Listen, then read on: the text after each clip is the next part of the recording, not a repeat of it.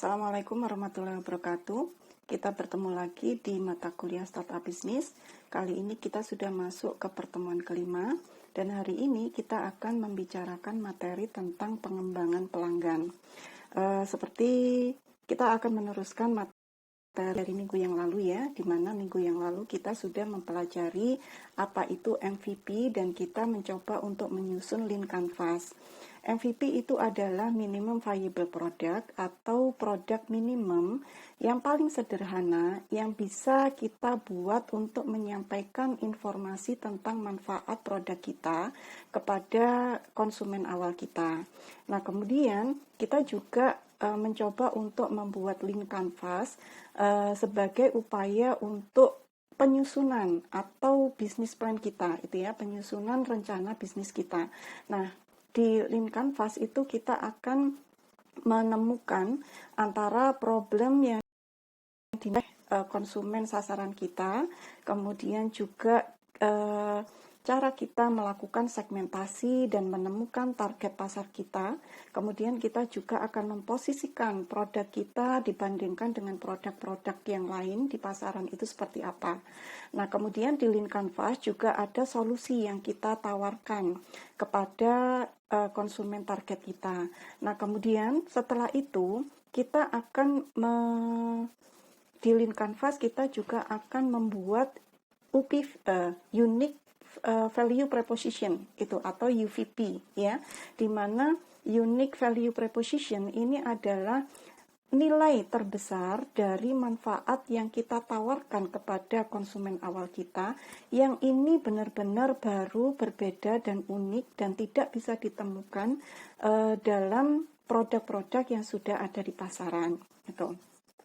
Kemudian kita juga akan di lean canvas itu kita mencoba untuk membuat key metrics, kemudian juga membandingkan antara struktur biaya dan revenue stream-nya atau aliran pendapatan itu. Nah, di kali ini di materi yang ini itu kita mencoba untuk mencocokkan, menemukan produk atau market fit atau mencocokkan antara produk yang kita tawarkan dengan segmentasi dan target konsumen kita. Apakah ini sudah benar-benar cocok atau belum? Nah, kemudian kita lanjut kepada menentukan nilai bisnis kita atau UVP tadi ya, Unique Value Proposition. Mulai dengan penjelasan produk atau market fit. Produk atau market fit ini sangat familiar dalam dunia startup, di mana ini diperlukan untuk menemukan produk yang benar-benar tepat, yang sesuai dengan karakteristik target market kita.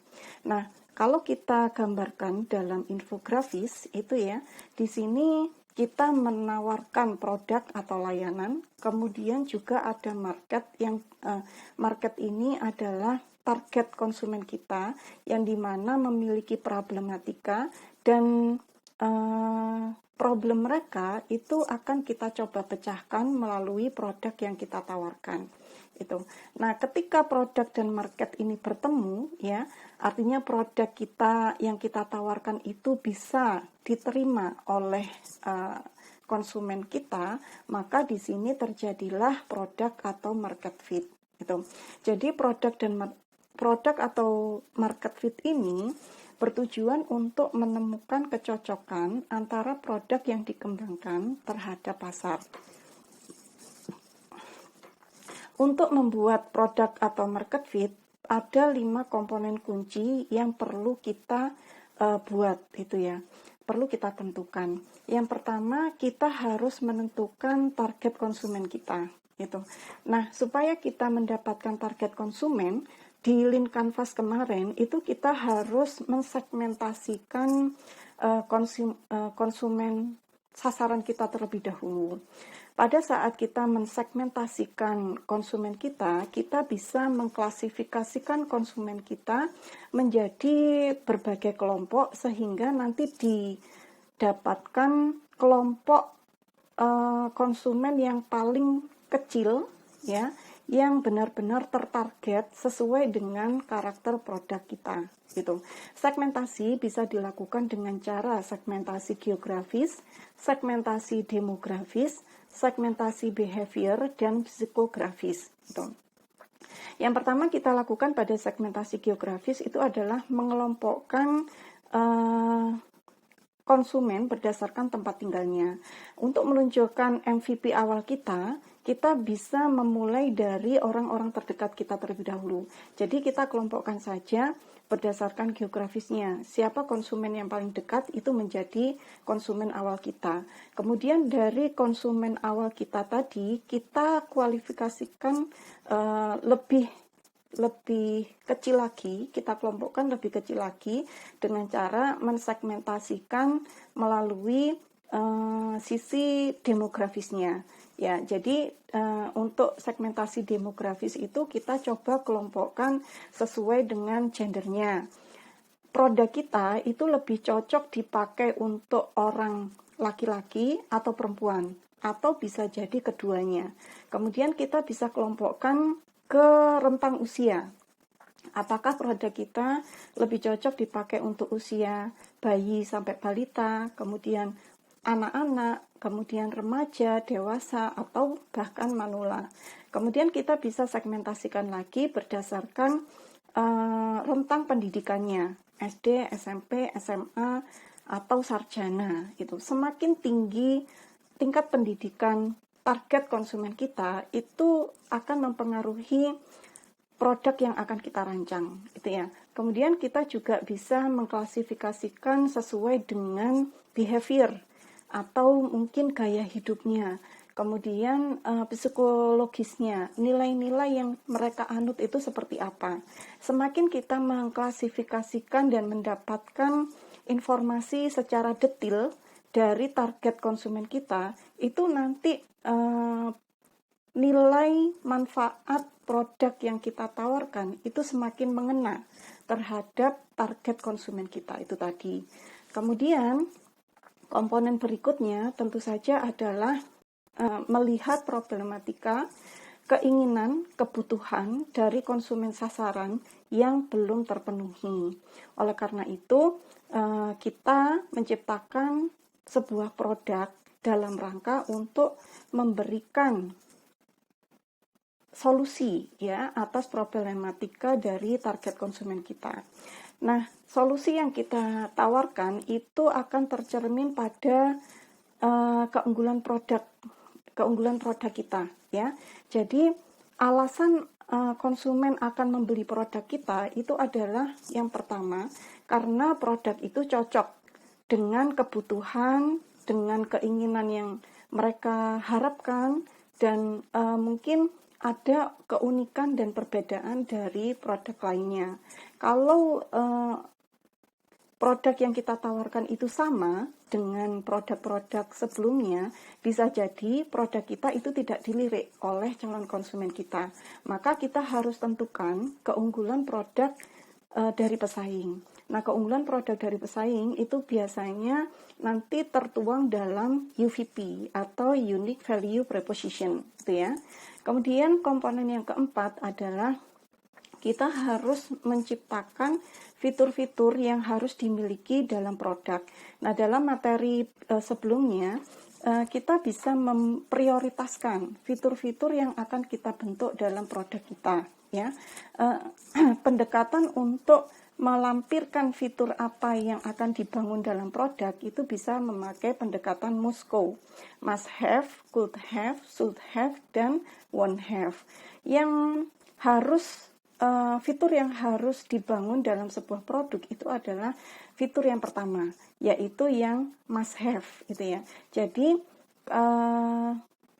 fitur itu wajib ada karena dia mewakili manfaat terbesar yang bisa diberikan oleh produk atau layanan tersebut kepada problematika konsumen kita, itu ya.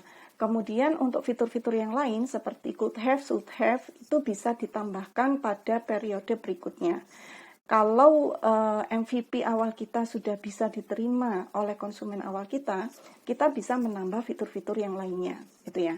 Kemudian setelah fitur kita tampilkan dalam produk dan itu diluncurkan pada konsumen awal, komponen berikutnya yang harus kita perhatikan adalah pengalaman dari konsumen tersebut pada saat menggunakan produk kita. Apakah mereka merasa biasa saja, atau mungkin lebih parah dari produk sebelumnya, atau mungkin merasakan hal yang menarik, interesting, kemudian surprise dan lain sebagainya. Itu yang akan kita analisis gitu ya. Semakin semakin bagus pengalaman yang dirasakan oleh pengguna, maka kita bisa simpulkan bahwa MVP kita berhasil gitu ya. Nah, 5 komponen kunci tersebut kalau kita gambarkan adalah seperti ini ya. Kita akan mempertemukan antara market yang ada dengan produk yang mau kita buat atau kita rancang itu ya. Jadi kita mulainya dari market terlebih dahulu. Kita temukan problematika dan konsumen sasaran gitu ya. Kemudian konsumen sasaran tersebut tentunya membutuhkan sesuatu atau mengharapkan sesuatu dari produk kita. Nah, kita bikin produk untuk menjawab kebutuhan, keinginan, dan harapan dari target konsumen kita itu. Nah, pada saat kita membuat produk, yang pertama kali kita pikirkan itu adalah menentukan value proposition. Value proposition itu adalah nilai atau manfaat terbesar yang bisa kita berikan kepada calon konsumen. Kemudian yang kedua adalah kita membuat fitur-fitur yang harus kita bangun dalam produk tersebut. Nah, yang akhirnya setelah MVP itu kita luncurkan pada konsumen, maka yang kita bidik adalah user experience atau pengalaman dari pelanggan. Ketika pelanggan kita sudah merasakan pengalaman yang bagus dengan mengkonsumsi produk kita, maka mereka akan membantu kita untuk menumbuhkan bisnis yang kita bangun itu ya. Jadi yang pertama adalah kita harus menentukan target pelanggan. Tadi keberhasilan produk sangat bergantung pada target pelanggan yang tepat. Jadi kita harus supaya produk kita itu benar-benar sesuai dengan target market, maka kita harus mensegmentasikan mereka ya. Semakin tepat segmentasi yang kita lakukan, maka target konsumen kita akan sangat sesuai dengan karakter produk kita gitu. Sehingga kita bisa memposisikan produk kita itu kalau dibandingkan dari produk-produk yang sudah ada itu kelebihan dan kekurangannya apa saja gitu. Kemudian setelah target pelanggannya kita temukan, kita harus menentukan identifikasi kebutuhan ya. Pengguna akan menilai produk kita itu dari manfaat terbesar yang mereka tidak peroleh dari produk yang sudah ada. Jadi manfaat terbesar itu nantinya itu terdapat dalam value proposition. Nah, jadi menentukan value proposition itu adalah hal yang paling penting atau paling vital dalam membuat suatu bisnis itu ya. Value proposition adalah nilai produk yang direncanakan dapat memberikan nilai yang lebih baik pada pengguna atau hal-hal yang paling berimpact. Semakin bisa menyelesaikan permasalahan dan memberikan keadaan yang lebih baik, maka semakin bagus value proposition kita. Kemudian setelah value proposition sudah ketemu, maka kita akan merancang MVP. Jadi MVP itu dibuat dengan cara fokus pada nilai yang ditawarkan. Terus buat MVP ya, ini adalah sebagai eksperimen kita untuk menawarkan produk kita. Nah di sini dengan bereksperimen kita akan mengetahui validasi yang dilakukan oleh konsumen kita. Apakah mereka mau membeli produk kita, mau membeli berulang, atau berlanjut pada mereka mau mereferensikan produk kita kepada orang lain itu ya. Nah, inti dari membuat UVP atau Unique Value Proposition itu adalah menyesuaikan antara penawaran produk dan keinginan konsumen. Kemudian, apa yang diproduksi dan alasan kenapa konsumen kita mau membeli produk kita, gitu ya. Jadi, di sini value adalah inti dari bisnis yang akan mengarahkan semua keputusan, inovasi, dan pelanggan di masa depan yang ditargetkan. Value proposition adalah manfaat yang Anda berikan pada pelanggan. Biasanya, value proposition itu bisa berupa kalimat atau paragraf yang merinci atau menginformasikan tentang apa saja layanan kita, bisnis utama kita itu apa, memberikan manfaat apa dan kepada siapa, dan kenapa produk kita dianggap sangat berharga atau bernilai, gitu ya.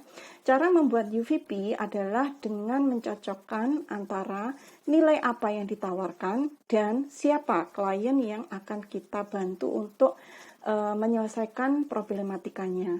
Nilai yang kita tawarkan itu akan tercermin dalam kapabilitas produk.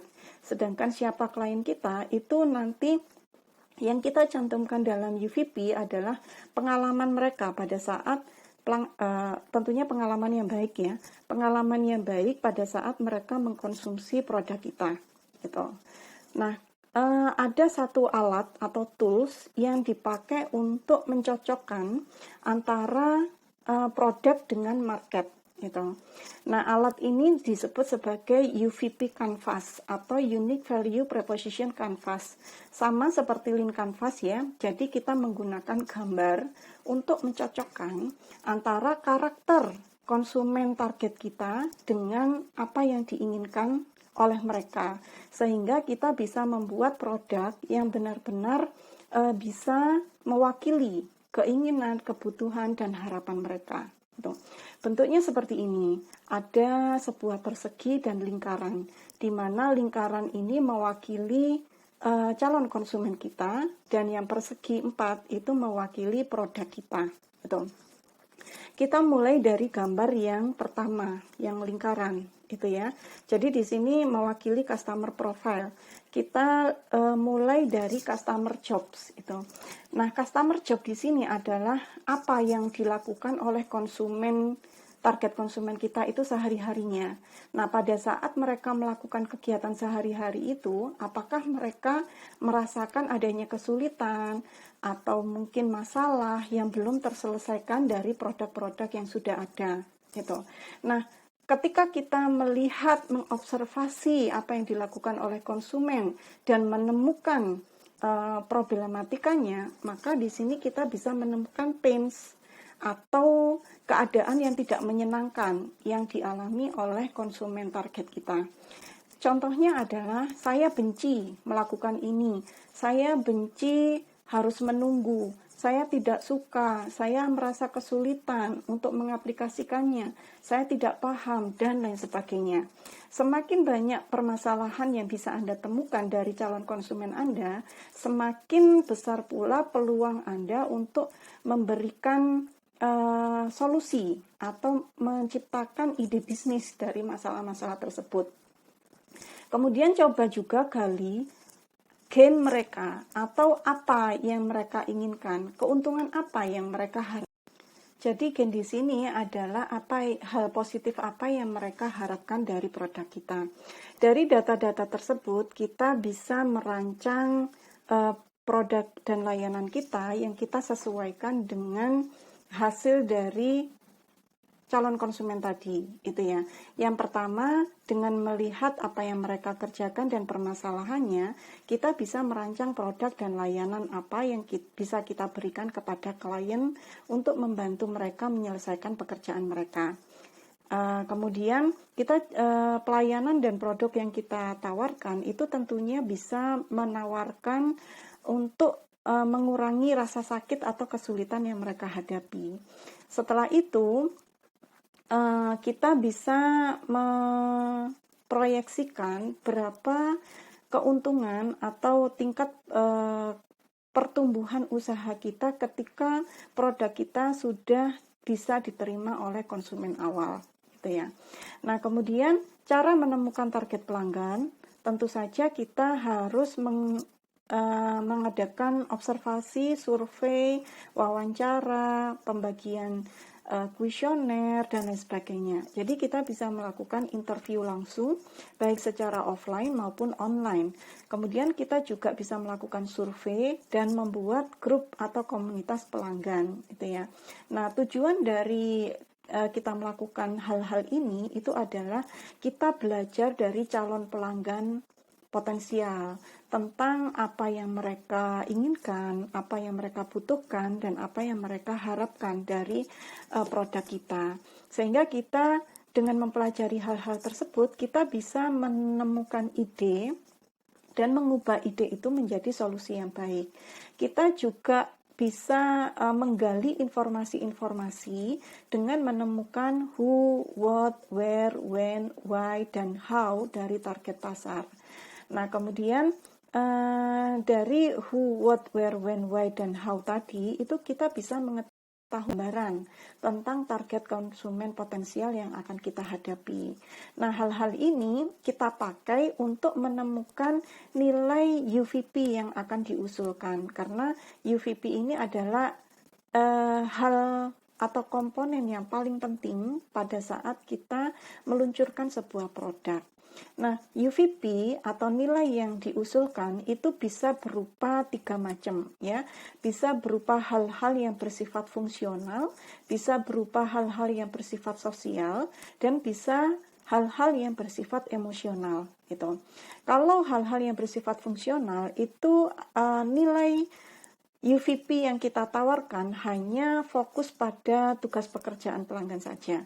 Biasanya mayoritas calon konsumen kalau ditanyakan kesulitannya dan keinginannya, mereka banyak menjawab mereka membutuhkan produk yang bagus, berkualitas, harganya murah, cepat dikirimkan, kemudian bentuknya sederhana, dan lain sebagainya. Itu ya. Jadi ini hanya fokus pada hal-hal yang bersifat fisik dari produk tersebut. Dan ini nilai yang seperti ini yang berkenaan dengan fungsional jobs ini itu sudah banyak ditawarkan oleh produk-produk di luar sana. Untuk membuat UVP Anda lebih kuat atau lebih bernilai dan lebih bermanfaat kalau dipandang oleh konsumen, maka Anda bisa menambahkan nilai-nilai yang bersifat social jobs itu. Nah, di sini Anda coba tampilkan dalam karakter produk Anda dari unsur-unsur sosial. Jadi yang bisa membuat pelanggan itu terlihat lebih baik dan bisa mendukung gaya hidup mereka.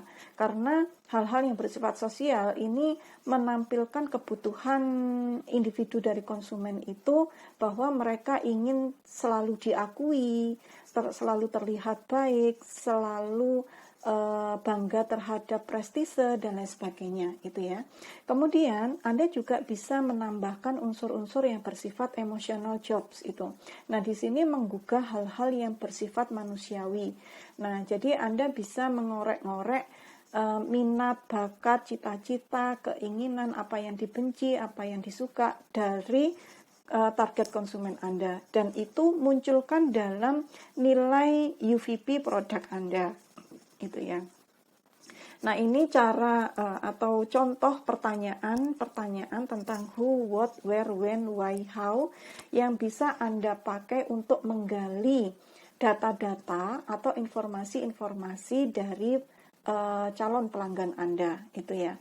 Kalau who, misalnya pertanyaan mengenai siapa yang memiliki masalah ini, berapa umur mereka, apakah mereka mempunyai keluarga, bagaimana gaya hidup mereka, dan lain sebagainya. What, apakah pekerjaan mereka, apakah mereka bekerja di belakang meja, di lapangan, pekerja seni atau olahragakah, apakah mereka bekerja dengan menggunakan gadget, dan sebagainya. Gitu ya. Dan lain-lain. Semakin banyak data yang Anda gali dari konsumen Anda, maka semakin banyak nilai-nilai yang bisa Anda masukkan dalam UVP produk Anda. Gitu. Jadi kesimpulannya, ketika kita mengetahui apa nilai pelanggan, kita akan dapat membuat mereka mendapatkan apa yang mereka inginkan dengan cara yang lebih baik dan lebih baru. Dengan mengetahui data-data yang ada dari pelanggan, biasanya kita bisa memberikan sesuatu yang sebelumnya belum terpikirkan oleh mereka, gitu ya. Jadi kita bisa memberikan sesuatu yang baru. Nah, tujuan value proposition adalah kita bisa memenangkan persaingan dari produk-produk yang sudah ada. Jadi, dengan adanya value proposition ini, orang itu akan lebih melihat atau memilih produk kita dibandingkan produk lainnya. Nah, karena di luar sana lebih banyak UVP yang berkaitan dengan functional job, ya, lebih baik kita mengambil unsur-unsur yang bersifat social jobs atau emotional jobs untuk dimasukkan pada value proposition produk kita, itu ya. Jadi daripada bersaing dengan pasar yang saat ini itu sudah crowded melalui perang harga dan promosi, ya, nilainya itu lebih banyak di hal-hal itu saja. Dan bagi usaha rintisan, kalau kita mau bertarung di price war, itu kemungkinan menangnya itu susah gitu ya, karena kita kalah nama juga kalah modal gitu. Cobalah kita untuk menonjolkan sesuatu yang baru, menonjolkan ide kita di bidang yang orang lain inginkan, sehingga kita itu bisa menciptakan pasar baru gitu ya. Nah, pasar baru ini kalau dalam dunia marketing itu sebutannya adalah blue ocean atau samudra yang luas yang belum banyak pelakunya, sehingga kita bisa mengeksplorasi samudra itu, pasar baru itu gitu ya. Maksudnya di sini adalah kita bisa memberikan solusi yang sama dengan produk-produk yang sudah ada di pasaran. Tetapi coba kita gali untuk berinovasi dengan cara-cara yang benar-benar baru dan berbeda. Contohnya adalah kita komparasikan atau bandingkan antara televisi dengan YouTube. Di mana televisi dan YouTube ini mereka memberikan solusi yang sama, yaitu memberikan tayangan kepada konsumen mengenai memberikan tayangan mengenai hal-hal yang bersifat edukatif, informatif, atau mungkin entertainment. Hanya saja mereka menyajikannya dan memproduksinya itu sangat berbeda. Kalau TV itu adalah lebih bersifat close access gitu ya. Artinya kalau kita tidak punya akses terhadap televisi itu, ya, kita nggak kenal produsernya, bukan artis, bukan orang yang memiliki talent yang kemudian memenangkan kompetisi, atau mungkin kita mempunyai uang banyak sehingga bisa masuk ke televisi dan sebagainya, itu kita nggak bisa akses televisi. Tapi di YouTube mereka memberikan tayangan-tayangan yang bersumber dari kebebasan individu-individunya itu. Jadi terserah kita mau membuat apa saja, video apa saja yang kita upload di YouTube. Penilaiannya tentang menarik tidaknya hal yang kita bikin di YouTube itu diserahkan lagi oleh YouTube kepada masyarakat atau netizen gitu ya. Jadi YouTube ini lebih bersifat open access, dan ternyata pertumbuhannya itu lebih cepat yang open access. Makanya nanti kalau Anda membuat bisnis itu cari yang bisa open access. Nah, ini adalah cara-cara untuk mengukur kesuksesan produk atau market fit. Kita bisa melihat dari sisi akuisisi, aktivasi, retensi, revenue, dan referral. Kalau akuisisi itu kemampuan produk kita untuk dibeli oleh konsumen. Mau nggak konsumen awal itu membeli produk kita? Itu. Kemudian aktivasi dari aktivasi itu dari pembelian awal tadi itu mereka mengalami pengalaman yang baik enggak dari produk kita, sehingga mereka mau membeli ulang produk kita, tidak hanya 1-2 saja, tetapi mereka selalu membutuhkan produk kita ketika mereka memerlukannya. Kemudian retensi itu adalah membeli berulang kali ya. Kemudian revenue menghasilkan keuntungan bagi bisnis kita, dan referral. Apakah konsumen awal kita mau menyebarluaskan informasi tentang pengalaman baiknya ketika menggunakan produk kita kepada orang lain. Jadi itu saja materi yang perlu saya sampaikan. Terima kasih. Seperti biasa, kalau misalnya ada pertanyaan, silahkan Anda tanyakan di WA Group atau Google Classroom. Akhir kata, wassalamualaikum warahmatullahi wabarakatuh.